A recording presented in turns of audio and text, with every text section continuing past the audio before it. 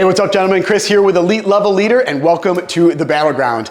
In today's workout, I've got a 4-round total body workout for you, and it's gonna start off with 8 dumbbell hang clean and presses on the right arm, and then we're gonna go over to the left arm, but first, let's go through the movements. So I'm gonna head back here and grab a single dumbbell for this. Now we're gonna end up doing 8 hang clean and press on just the right arm. So first off, I'm gonna set the dumbbell down. Now the hang clean and press, we've done this in a couple other workouts before. The hang clean and press, he starts from that hang position. So your hand or the dumbbell is down next to your hips. From here, we're gonna bring it into a clean position, and then we're simply gonna press it up overhead. Then we're gonna bring it back down. Always starts from that hang position, which is right around your hip area. So what you wanna do first, we're not just doing a curl with this to get it into that clean position. What we're doing is we're hinging at the hips, we're slightly bending in the knees here. Knees are tracking out over those toes, so you're kind of in a little bit of a mini squat here with your chest up. Now from here, you have the dumbbell, in this instance, is gonna be in your right hand to start with. So from here, what you're gonna do is explode, send those knees back, open up those hips. What that is gonna do is it's gonna start to bring that dumbbell up, because that momentum, that power of you opening at the hips is gonna start to bring that dumbbell up off the ground. Now from here, you're gonna shrug your shoulder. So once you get to here, now you can even get up on your toes and shrug your shoulder even more. So that dumbbell is starting to come up. Once it starts to come up, now you start to pull, keeping it close to your body. We're not sending it out like a bicep curl, keeping it close to your body. Now from here, as you start to pull, now you're gonna get underneath it, and you're gonna bring it up into that front rack position. Now from here, you're gonna see I'm back into that little mini squat because I got underneath that dumbbell. Now from here, all I have to do is bring those knees back, open up those hips again, and press it all the way up overhead. Then bring it down to that hang position again, and keep on doing those for a set of 8. So first off, we grab this dumbbell. Nice squat stance, feet are a little bit wider than hip width apart or about hip width apart. So chest is up, shoulders back, palms is facing my hip, dumbbell is in my right hand. Send those hips back.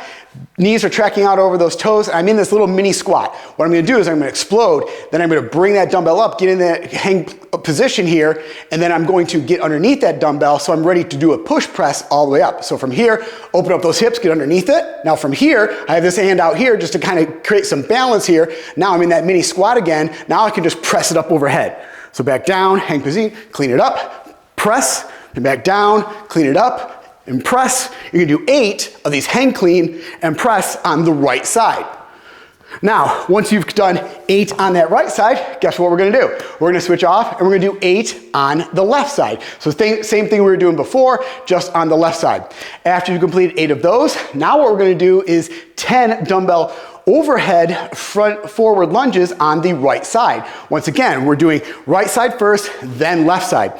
Now we're doing overhead forward lunges. So first off, we have to get this dumbbell up in an overhead position. From here, then we're gonna lunge forward. If the dumbbell is in your right hand, you're lunging forward with your right leg, and then back and all the way down. We're gonna do 10 on the right and then 10 on the left. By starting with the right here, we first have to get this dumbbell up overhead. A couple different ways you can do that. You can simply squat down, bring it up, and use that clean technique we had done before, the hang clean, to clean it up and then press it up. So now you're in this position. You can also snatch it from this position, which would be feet a little bit wider than hip width apart here. You bend back, snatch this dumbbell up into this front overhead position here.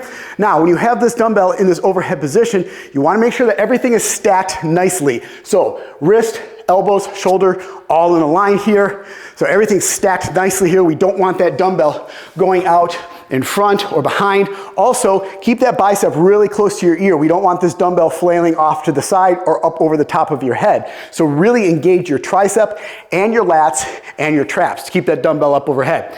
Once you have this dumbbell up into this overhead position, like I said, if it's in your right hand, you are then going to lunge forward with your right leg. Then you come all the way up, and you're just gonna do a set of 10 of these overhead lunges.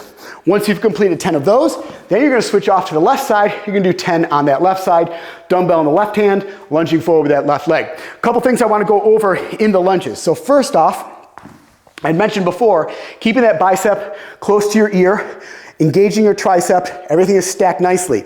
Now, Engage your lats, everything in there. Now, what's gonna happen is when you lunge forward, the momentum is gonna wanna swing this dumbbell back and forth. So that's why I make sure you are engaging your tricep, your lats, your traps, everything to make sure that that's not happening. Also, when you go into this lunge, what's gonna happen is it's gonna wanna pull you forward. So keep that chest up, shoulders back the entire time, so your torso is straight up and down, just like this. Now another thing on the lunges, make sure you're not short stepping it. What I mean by that is make sure you're stepping far enough out that when you are in this lunge, you have a nice 90-degree angle on this front leg here.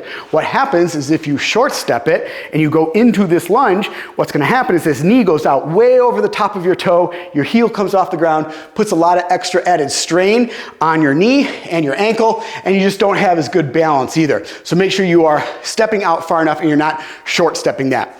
All right, guys, after you've completed the overhead lunges on both the right and the left side, now we're gonna work the core, now we're gonna work the abs, and we're gonna do 18 seated in and outs. A couple different ways you can do this. First way you can do it is just simply right here on the floor. So go ahead, sit here on the floor.